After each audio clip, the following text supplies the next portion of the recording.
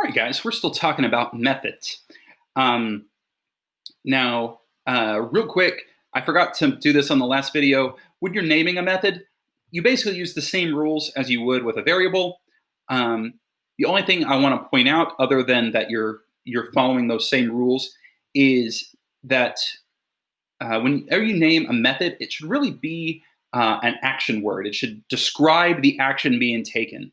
A well-written method, you should almost already know how it works without writing any comments and without really having to go look it up.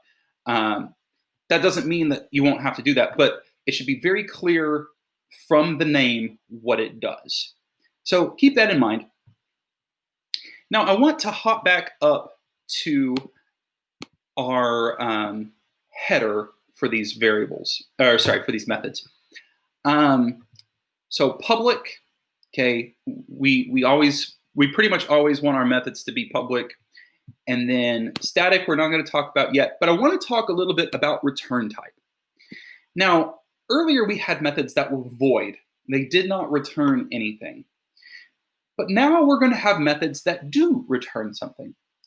Now, what happens when you return something is whenever you call the method, you can use that method call and as a substitute for basically a data type. So if I'm going to return, if you're wanting the area of a circle, you know that's going to be a double.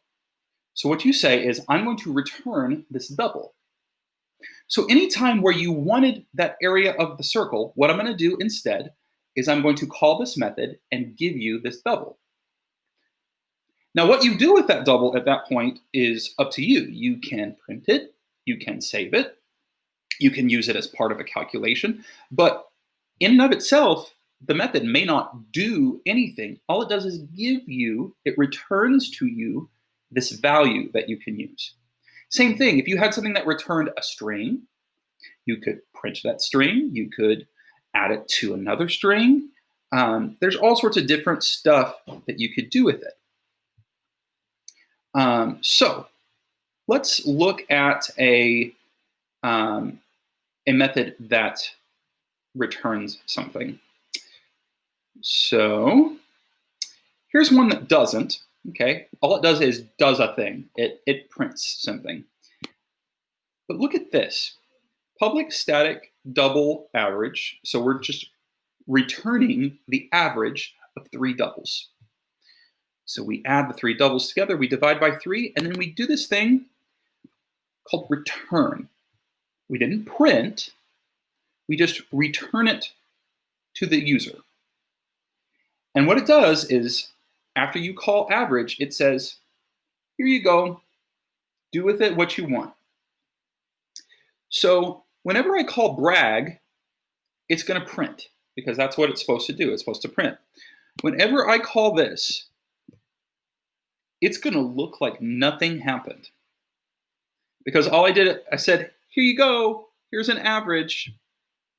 But they didn't do anything with it. They didn't print it, they didn't save it, they didn't do math with it. It just kind of, I said, here you go, and they threw it in the garbage. Okay? But look what happened here. Here I called average, and they saved it. They saved it, and then they used it later.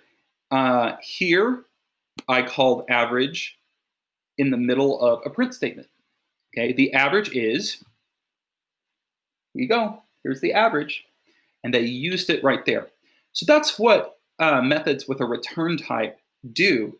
They give you this value, and you can substitute a method call where you would use a double, or if it returns a string, you could substitute it where you would normally put a string. So that's how return methods work.